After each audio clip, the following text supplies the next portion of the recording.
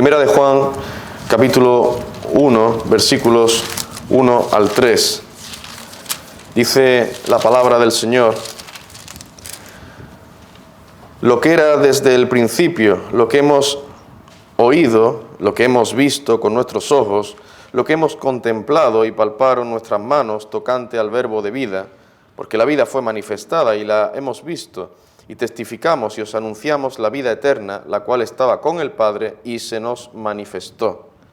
Lo que hemos visto y oído, eso os anunciamos, para que también vosotros tengáis comunión con nosotros, y nuestra comunión verdaderamente es con el Padre y con su Hijo Jesucristo. Vamos a orar y a buscar la ayuda, la asistencia del Señor en oración. Vamos a orar. Padre nuestro, venimos de nuevo ante tu presencia rogándote que tú nos asistas, porque somos débiles pecadores. Te necesitamos, oh Dios, necesitamos de tu gracia, de tu poder, conscientes de la importancia, la relevancia y la importancia de tu palabra. Señor, venimos rogándote, Señor, que tú nos ayudes a prestar atención. Y te suplicamos que esta palabra actúe en nuestros corazones, nos santifique. Señor, que en verdad la apliquemos, la recordemos para ponerla en práctica. Obra aquí en medio de tu iglesia. Tú edifiques tu iglesia, oh Señor. Ten misericordia. Te rogamos todo esto para la gloria de tu nombre, por Cristo Jesús. Amén.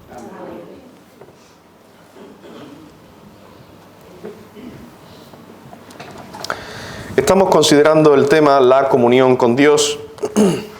El domingo pasado, en primer lugar, vimos qué significa tener comunión con Dios.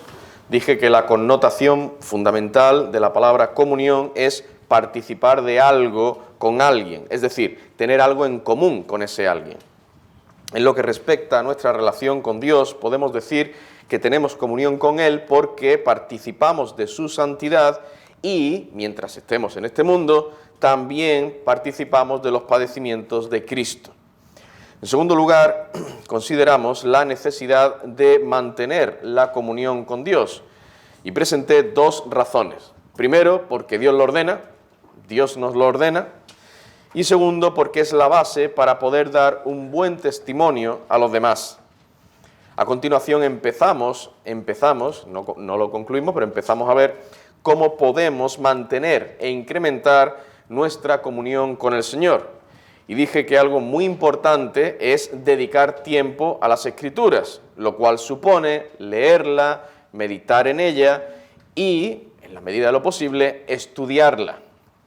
Pero, en segundo lugar, también es vital, y vamos a continuar en el tema, en segundo lugar, es vital dedicar tiempo a la oración. La comunión con el Señor es mantenida y fortalecida si a menudo nos acercamos al trono de la gracia para recibir las fuerzas y el aliento que necesita nuestra alma. Por eso el escritor de la Epístola a los Hebreos, en el capítulo 4, versículo 16, dice: acerquémonos pues confiadamente al trono de la gracia para alcanzar misericordia y hallar gracia para el oportuno socorro. Acercarnos en oración ante el Señor, el trono de la gracia. El trono donde Dios está sentado y manifiesta su gracia para pecadores como nosotros. Acerquémonos en oración al Señor para alcanzar misericordia. Que el Señor perdone nuestros pecados, que el Señor nos dé de su gracia para el oportuno socorro. Pero esto no debemos hacerlo, el orar al Señor, no debemos hacerlo una vez al mes o una vez a la semana. Tenemos que dedicar tiempo a la oración cada día. Cada día. La palabra de Dios nos dice claramente en Colosenses 4:2, perseverad en la oración, velando en ella con acción de gracias. Debemos perseverar en la oración. Debo aclarar que cuando digo perseverar en la oración, no me refiero a que siempre tengamos que orar por un mismo asunto. Y hay cristianos que parece que tienen como una especie de Padre Nuestro personal y una letanía personal, y sus oraciones se reducen a orar siempre por lo mismo. Y oran siempre por lo mismo. te pido esto, te pido esto, te pido esto, te pido esto, te pido esto, y eso es, esa es su oración. Y está como memorizada. Y sale. No me refiero a esto. Me refiero a que debemos ser constantes en la oración. Debemos orar cada día. Y oraciones que surjan del corazón. No como oraciones memorizadas. Como si uno estuviera leyendo un papelito. Clamar al Señor de todo nuestro corazón. Es cierto que la palabra de Dios también nos dice que oremos con persistencia por algo en concreto. En Lucas 18, versículos 2 al 8, se nos relata la parábola de la viuda y el juez injusto, y aquí vemos cómo la viuda le pedía con insistencia al juez que le hiciera justicia de su adversario, y le pedía por el mismo asunto. Sin embargo, el énfasis en Colosenses 4:2 está en el hecho de no dejar de orar continuamente sin desmayar. Además, antes del relato de la parábola de la viuda del juez injusto, en Lucas 18:1 dice: también les refirió Jesús una parábola sobre la necesidad de orar siempre y no desmayar. Con lo cual vemos que la enseñanza principal de esta parábola concuerda con lo que dice Pablo en Colosenses. O sea, la enseñanza principal de la parábola de la viuda y el juez injusto no es que tenemos que orar siempre por un mismo asunto, no. Es la necesidad de orar siempre y no desmayar, perseverar en la oración. Esa es la enseñanza principal. En el Salmo 55, versículos 16 y 17 dice: en cuanto a mí, a Dios clamaré, y Jehová me salvará. Tarde y mañana y a mediodía oraré y clamaré, y Él oirá mi voz. Dice el salmista: tarde y mañana y a mediodía oraré y clamaré. Hermanos, yo espero, y es mi oración al Señor, que esta palabra actúe en nuestros corazones, en todos nosotros. Que nosotros al escuchar esto, no pensemos: ¡ay, qué bueno el salmista! Hombre piadoso. Qué buen ejemplo. Pero yo no soy el salmista. Soy cristiano normalito, ¿me entiende?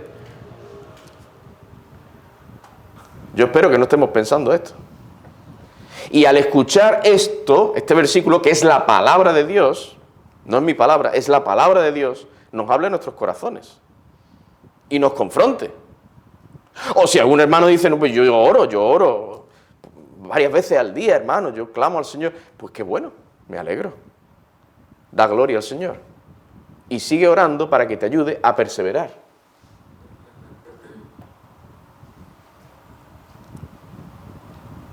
Pero si este no es tu caso,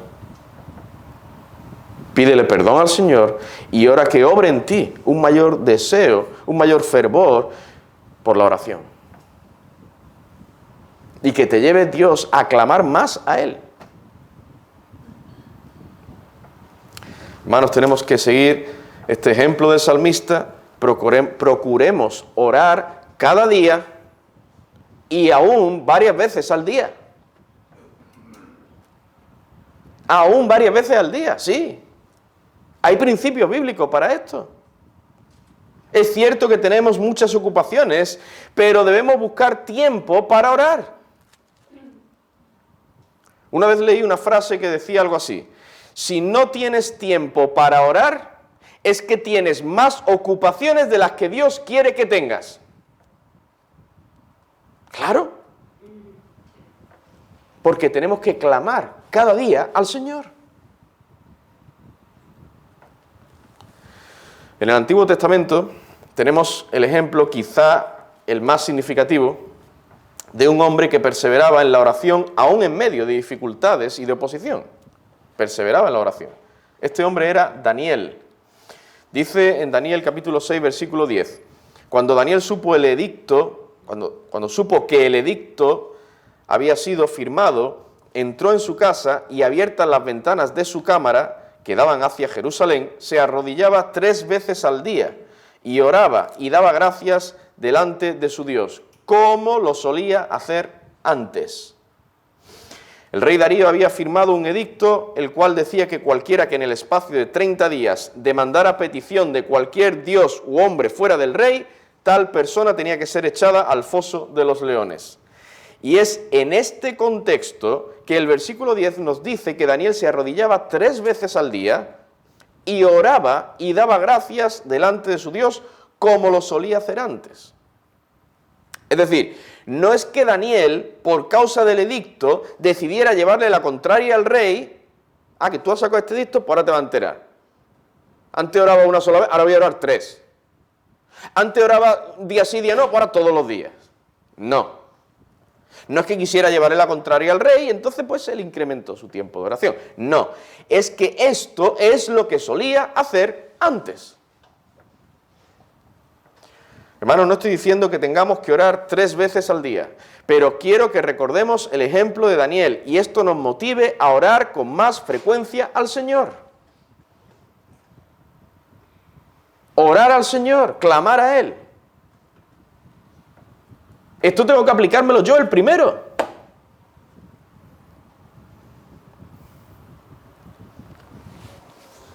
¿Os imagináis qué habría sucedido si Daniel hubiera hecho caso a ese edicto tan perverso del rey Darío? Seguramente su comunión con el Señor habría decaído. Su ejemplo de santidad ya no sería el mismo. Hoy es un edicto que me prohíbe orar a Dios, a mi Dios, y mañana puede ser otro decreto que me obliga a adorar a otros dioses, por ejemplo. Y así nos vamos sometiendo a las preferencias de este mundo o a las preferencias de mi propio corazón y no a lo que el Señor nos demanda en su palabra. Pero Daniel no actuó así. Él perseveró en la oración, siguió creciendo en santidad y además participó de los padecimientos de Cristo, pues fue echado al foso de los leones por permanecer fiel al Señor. Daniel tenía verdadera comunión con Dios. Hermanos, a nosotros todavía no nos van a echar a un foso de los leones, ni nos van a meter en la cárcel, ni nos van a matar por orar a Dios. Todavía.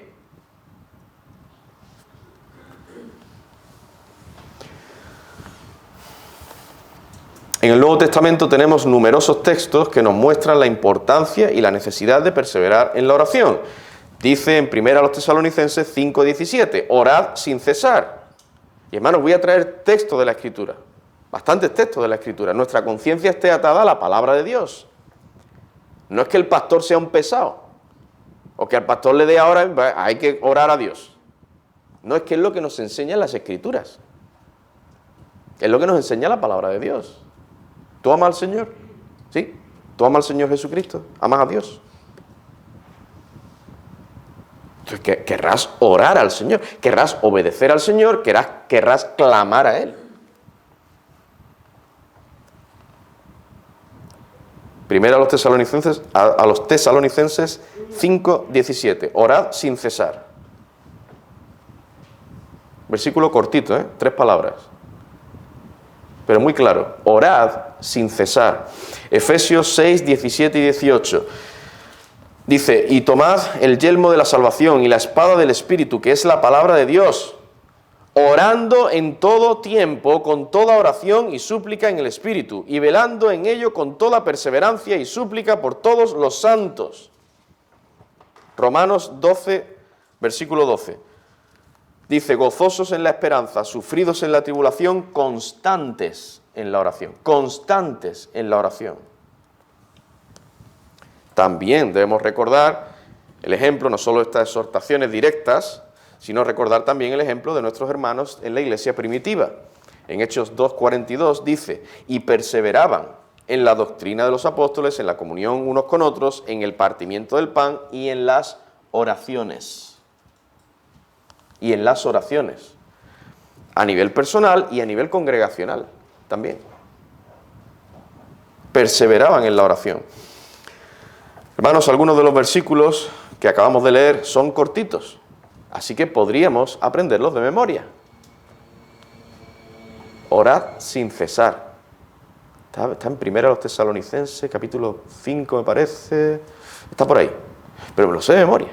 Orad sin cesar, dice el Señor.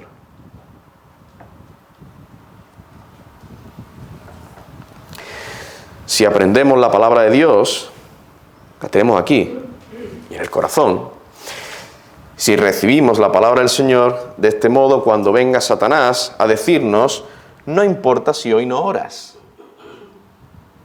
es un día. Eres un hijo de Dios, no puedes perder tu salvación. Tu comunión con Dios no se puede perder. Mira, lo dijo el pastor en el sermón, que no se pierde tu comunión con el Señor. ¿Qué más da si estás 1, 2 o 3 días sin orar? No pasa nada.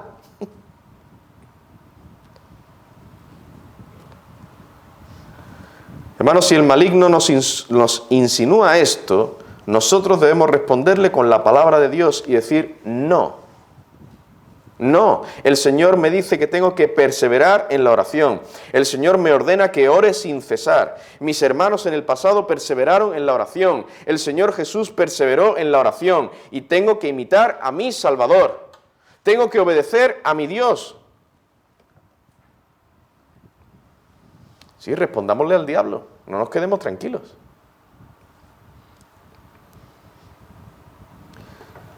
No hagamos caso a las tentaciones del maligno o de nuestro propio corazón engañoso y perseveremos en la oración. Si descuidamos este deber espiritual, nuestra comunión con Dios se debilitará. Tú piensas, bueno, un día, un par de días sin orar, no pasa nada.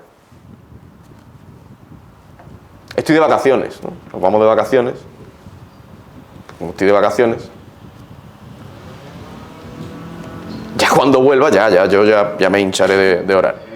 Pero estoy de vacaciones.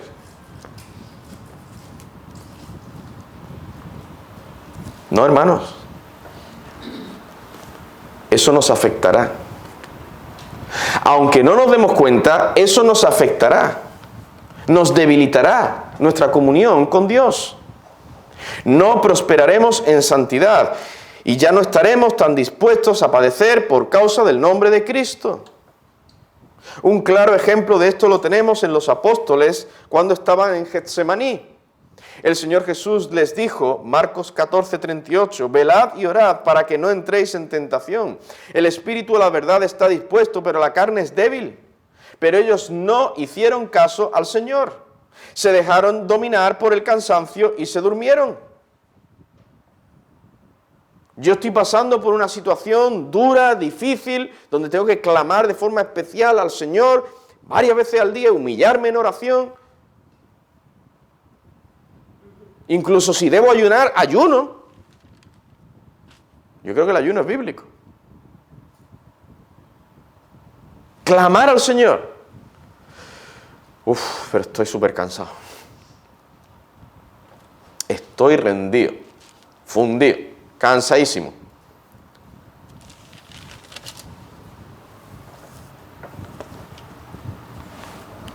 Eso fue lo que hicieron los apóstoles. Estaban cansados. Pero el mismo Señor Jesucristo que les había dicho, velad y orad. Pero mira, tú no sabes el cansancio que tengo encima. Hay que ponerme aquí a velar y a orar. Es que no puedo. No puedo, ¿no? ¿Qué ocurrió? Que su comunión con Cristo se debilitó y cuando vinieron a aprender al Señor, todos huyeron. Todos. Dice el versículo 50 de Marcos capítulo 14. Entonces todos los discípulos, dejándole, huyeron. Ya no estaban tan dispuestos a seguirle y a participar de sus padecimientos. No velaron ni oraron y por eso actuaron de aquella forma. Claro que esto no significa que perdieran definitivamente su comunión con el Señor. El Nuevo Testamento nos muestra que aquello fue algo puntual, lo que les pasó a esos apóstoles, y que ciertamente los apóstoles fueron hombres santos que además padecieron muchas tribulaciones por amor a Cristo. Pero en aquella situación dejaron al Señor. ¿Y sabéis por qué? Porque, entre otras cosas, descuidaron la oración. Hermanos, tú y yo no sabemos qué consecuencias puede haber si estoy 1, 2, 3 días sin orar al Señor, que no pasa nada. Eso es lo que yo pienso, o lo que viene a mi mente, o lo que me dice el diablo. No pasa nada. Tú no sabes qué consecuencias puede tener eso.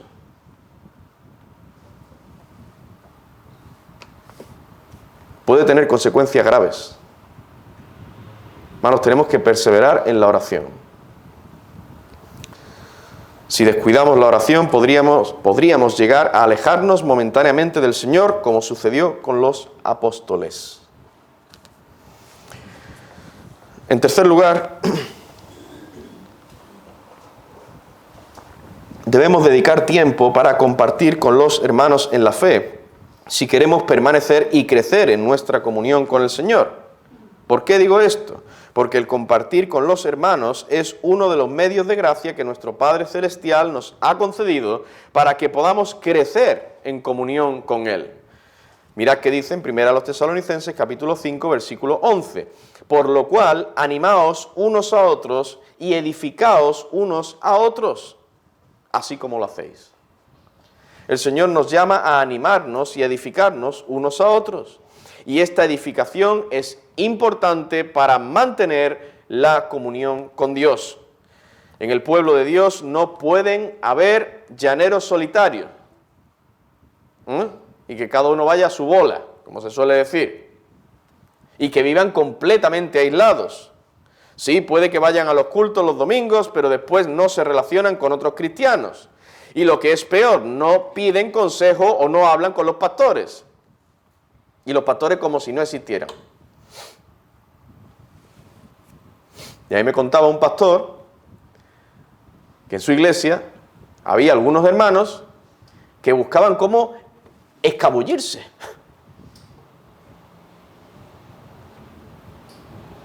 A ver si cuando termine el sermón puedo salir lo más rápido posible, que el pastor no me vea, no me mire y me voy.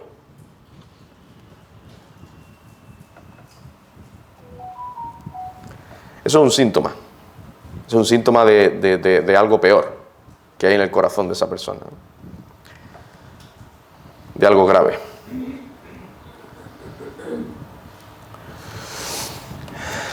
Mi hermano, esto no lo quiere el Señor. Él dice, edificaos unos a otros. Ahora bien, no se trata de hablar por hablar. Hay creyentes con los que se podrían mantener largas conversaciones. No son nada introvertidos, no se aíslan.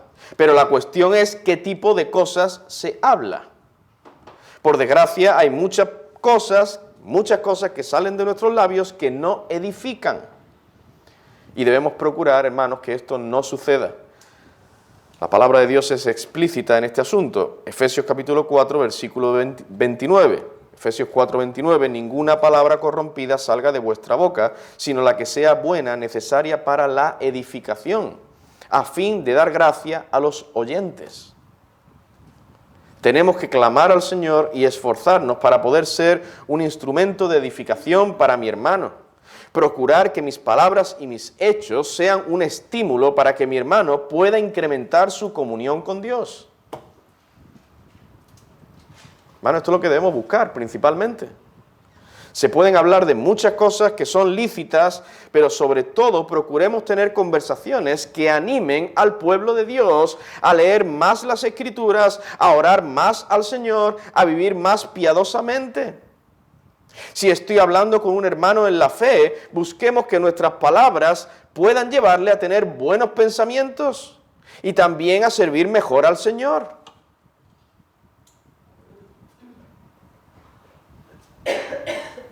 Un ejemplo de esto lo tenemos en las palabras de exhortación que el apóstol Pablo dirige a los tesalonicenses en su primera carta, capítulo 4, dice el versículo 1. Por lo demás, hermanos, os rogamos y exhortamos en el Señor Jesús, y ahí continúa dando una serie de exhortaciones a los hermanos, pero mirad cómo termina el capítulo, versículo 18. Por tanto, alentaos los unos a los otros con estas palabras.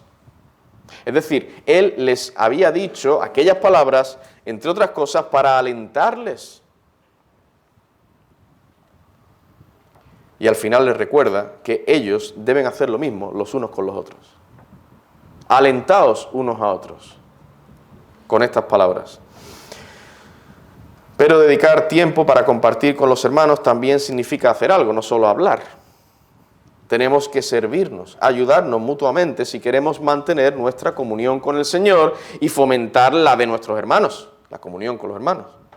Dice en Hebreos capítulo 6, versículo 10, porque Dios no es injusto para olvidar vuestra obra y el trabajo de amor que habéis mostrado hacia su nombre, habiendo servido a los santos y sirviéndoles aún.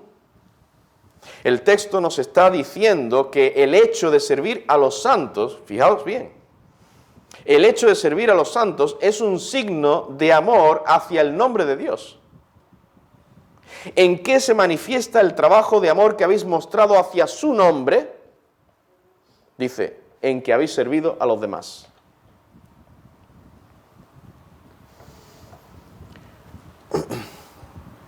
Esto nos lleva al último punto que debemos tener en cuenta si vamos a mantener e incrementar nuestra comunión con el Señor. Tenemos que practicar la verdad. Dice en 1 de Juan, capítulo 1, versículo 6, si decimos que tenemos comunión con Él y andamos en tinieblas, mentimos y no practicamos la verdad. Esto es muy importante, hermanos. Si decimos que tenemos comunión con Él, no es meramente porque yo lea la Biblia, ore a Dios, yo tengo relación con mis hermanos, y yo les sirvo, les ayudo.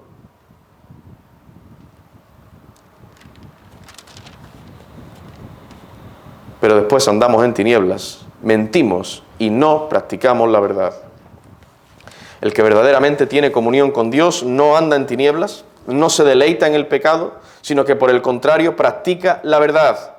Y esto en resumen significa obedecer la palabra de Dios.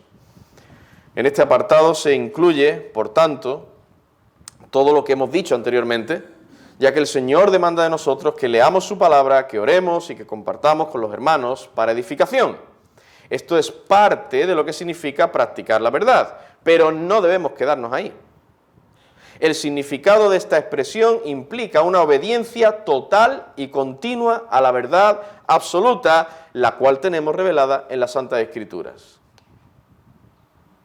Y si yo delante de los hermanos, pues aparento, pues soy muy servicial y comparto con ellos, y después mi vida privada, cuando no me está viendo nadie, ¿no? Soy otra persona, no tengo comunión con Dios.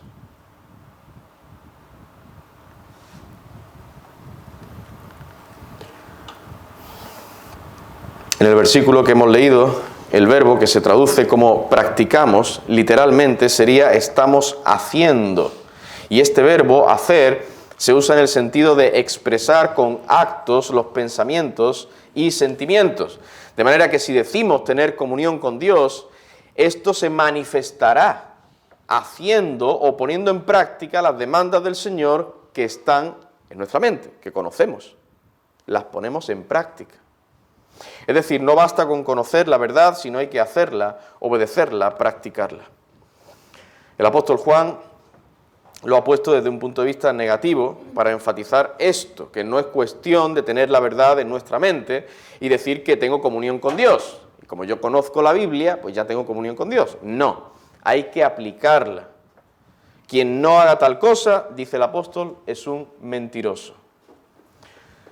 ¿Cómo podemos pensar que alguien es participante de la santidad del Señor y de sus padecimientos si su patrón de conducta es impío y no quiere sufrir por amor a Cristo? Esa persona no tiene comunión con Dios realmente. Podrá decir que tiene comunión con Dios, pero no la tiene. Sus hechos manifiestan lo contrario de lo que dice. Queridos hermanos, para mantener nuestra comunión con el Señor no debemos conformarnos con hacer ciertas cosas, tenemos que obedecer toda la verdad. Si, por ejemplo, dejamos que nuestros ojos miren lo que no deben y no tratamos con ese pecado, nuestra comunión con Dios se debilitará, no progresaremos en santidad. En general, esto es lo que sucede cuando hay algún pecado en nosotros al que no le estamos dando muerte. Nuestra conciencia puede cauterizarse, esto significa endurecerse. Nuestro corazón puede engrosarse. Lo que en un tiempo pensábamos que estaba mal, ya no lo vemos tan mal.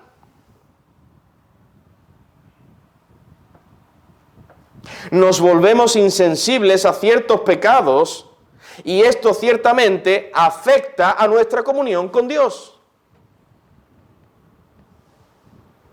Nos sentimos distantes del Señor y no vemos un progreso en santidad. Nos estancamos, espiritualmente hablando. ¿Por qué? Porque no estamos practicando la verdad. Hacemos lo que yo buenamente me parezca, pero no me esfuerzo por obedecer al Señor, por ser fiel a Dios en todo. Hermanos, tenemos que practicar toda la verdad para perseverar y progresar en la comunión con nuestro Dios. Y esto nos lleva al último punto de nuestro tema.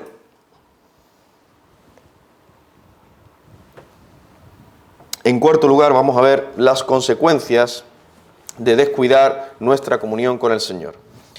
La comunión con Dios no se puede perder, pero sí que puede decaer cuando le desobedecemos. ¿Qué significa esto? Pues si la comunión con el Señor es la participación de su santidad y de los padecimientos de Cristo, un decaimiento de la misma, de la comunión, supone un deterioro en nuestra santidad y una indisposición para sufrir por Cristo. Y voy a explicar un poco esto. Si empezamos a relajarnos en lo que tenemos que hacer para mantener e incrementar nuestra comunión con Dios, a saber si descuidamos la oración, la lectura meditativa de las Escrituras, o empezamos a tener cada vez menos contacto con nuestros hermanos en la fe y más contacto con el mundo, o no nos esforzamos por practicar la verdad, sino que cometemos ciertos pecados y bueno, no le damos mucha importancia, nadie se ha enterado, no es algo muy grave. Si alguna de estas cosas empiezan a tener lugar en nuestra vida, ¿qué es lo que ocurre entonces? Pues que la santidad que el Señor quiere ver en nosotros ya no se estará manifestando como antes. Seremos presa fácil para este mundo de pecado y además empezaremos a perder el valor para sufrir la persecución, la burla o el oprobio por causa de Cristo, por el nombre de Cristo. Todo esto, hermanos, nos alejará del Señor. No tendremos tanto deseo de Él. Esto es como el pez que se muerde la cola, siempre dando vueltas, pero nunca para, ¿no? Dejamos de aplicar lo que hemos dicho anteriormente para mantener nuestra comunión con Dios, nos alejamos de Él, con lo cual cada vez leemos menos la Biblia, oramos menos, nos alejamos más y más de nuestros hermanos, practicamos menos la verdad y esto nos separa aún más y más del Señor y así la cosa va de mal en peor. Hasta que llega un punto donde uno ve a una persona que estaba en la iglesia por muchos años y dice, ¿pero qué es lo que ha hecho esa persona? ¿Cómo ese hermano ha llegado a tal punto, a cometer tal pecado?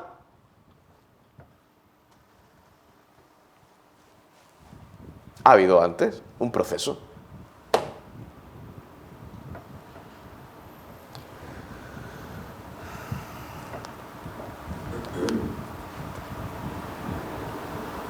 Si seguimos en ese proceso de decaimiento, si el Señor no nos frena, no nos pone otra vez en sus caminos, podríamos llegar a alejarnos de Dios para siempre.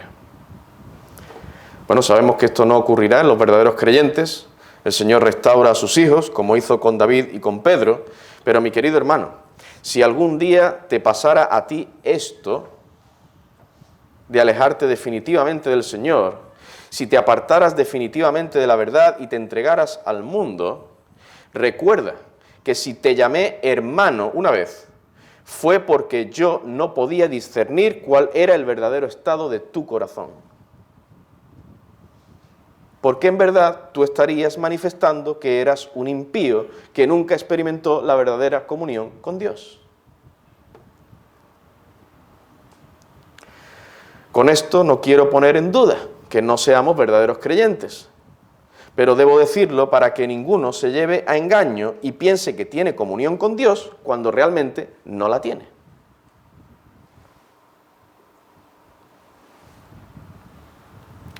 Estas son consecuencias en lo que respecta a nuestra relación con el Señor, pero también existen consecuencias en lo que respecta a nuestra relación con otros seres humanos. Si no estamos progresando en santidad, o si incluso estamos retrocediendo, esto lo notarán nuestros hermanos en la fe. Y lo que conseguiremos de esta manera es desanimarlos. Nos convertiremos en piedras de tropiezo para ellos, pero también para los incrédulos, pues no estaremos dando un buen testimonio de la verdad. El Señor nos dice en 1 Corintios capítulo 10, versículo 32, no seáis tropiezo.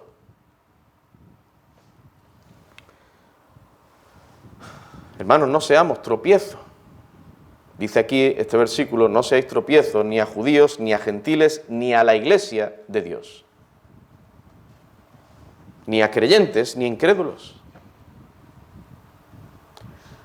Además, como he dicho antes, si decae nuestra comunión con Dios, ya no hablaremos tanto del Evangelio. Podemos llegar a avergonzarnos o a tener miedo del qué dirán. Mi querido hermano, si ves, por ejemplo, que ya no te atreves tanto a hablar de Cristo, si temes que se burlen o se rían de ti, mira tu corazón, examina tu corazón, clama al Señor, porque eso puede ser un indicativo de que tu comunión con Dios está débil. Ya para terminar, me gustaría traer algunas aplicaciones prácticas. Primera aplicación, recordemos que es fundamental, básico, que leamos la palabra de Dios y oremos cada día, hermanos. No importa si estamos de vacaciones, de viaje, donde quiera que estemos, cada día, leer la palabra de Dios, alimentarnos de las Escrituras y clamar al Señor. No importa si estamos cansados, clamar a Dios cada día. Nos lo enseña la Escritura. Pero debemos hacer esto no de manera fría, rutinaria, sino de todo corazón, de corazón. Segunda aplicación, debemos anhelar más la compañía de creyentes que de incrédulos. Nuestra comunión con el Señor será fortalecida si dedicamos tiempo para compartir con otros hermanos. No estoy diciendo que no podamos tener absolutamente ninguna relación con impíos. Una relación de manera adecuada, claro. No estoy diciendo esto. Pero sí es preferible pasar más tiempo con aquellos que pueden edificarnos y sernos de ayuda para perseverar en santidad. Fijaos que dice en 2 Corintios capítulo 6, versículo 14, no os unáis en yugo desigual con los incrédulos, porque qué compañerismo tiene la justicia con la injusticia y qué comunión la luz con las tinieblas. Niños, jóvenes, cuidado con las compañías, en el colegio, en el instituto. En tercer lugar, la tercera aplicación, debemos esforzarnos en obedecer al Señor en todo. Hermanos, no escondamos ningún pecado. Es cierto que habrá pecados que desconozcamos, pero aquellos que Dios nos muestre tenemos que darle muerte inmediatamente, no tratar de justificarlos, darles muerte. Si no lo hacemos, nuestra comunión con Dios se verá afectada y las consecuencias para nosotros serán la tibieza espiritual y el alejamiento temporal de nuestro Salvador. Pero también nuestra situación afectará a los demás.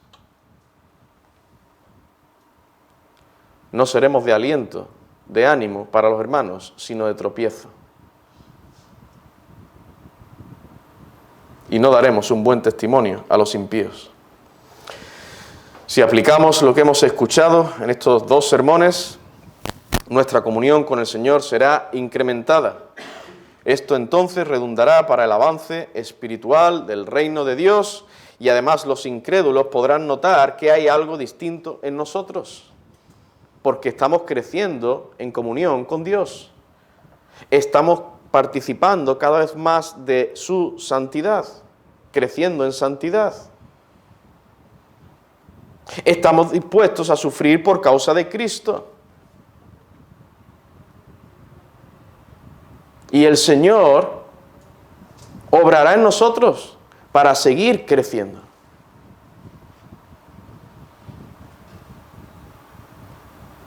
Hermanos, recordemos las palabras que tenemos en 1 de Juan, capítulo 1, versículo 3, que dice: nuestra comunión verdaderamente es con el Padre y con su Hijo Jesucristo. Así debe ser. Si somos verdaderos creyentes, así debe ser. Nuestra comunión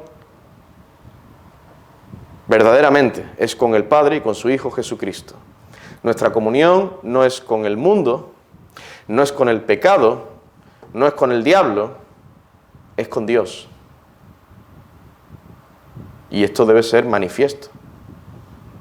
Y apliquemos todo esto para crecer en comunión con el Señor. Y si tú ves que esto no está en tu vida, entonces es que tú realmente no tienes comunión con Dios. Y tienes que humillarte delante del Señor, creer en el Señor Jesucristo de todo corazón, arrepentirte de todos tus pecados, confiar en Él. Y Él te salvará. Él te traerá a la comunión con el Padre y con Jesucristo. Qué bueno es el Señor y misericordioso, que nos habla claramente a través de su palabra. Y el Señor nos ayude aquí a todos los hermanos a crecer en comunión con Dios. Vamos a orar a nuestro Dios.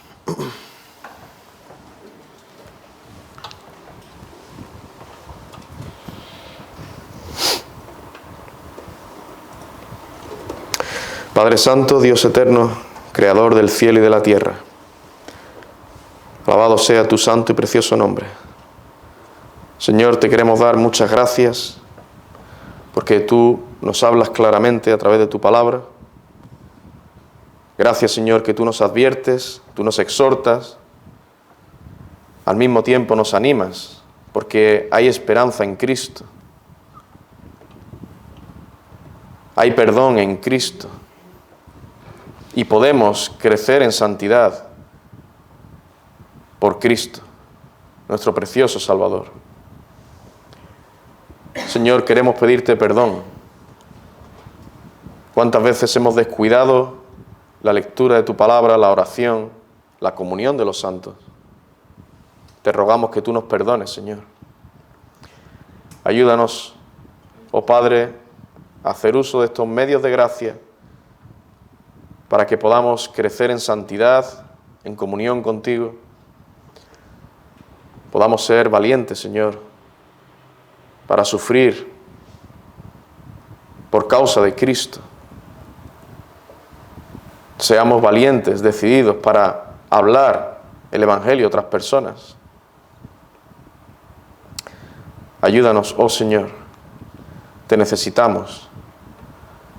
Obra en aquellos que no te conocen. Tú quebrantes sus corazones, Señor, y tú los traigas a la comunión contigo por medio de tu amado Hijo, nuestro Señor Jesucristo. En su nombre te rogamos todo esto, con acción de gracias. Amén, Padre. Amén.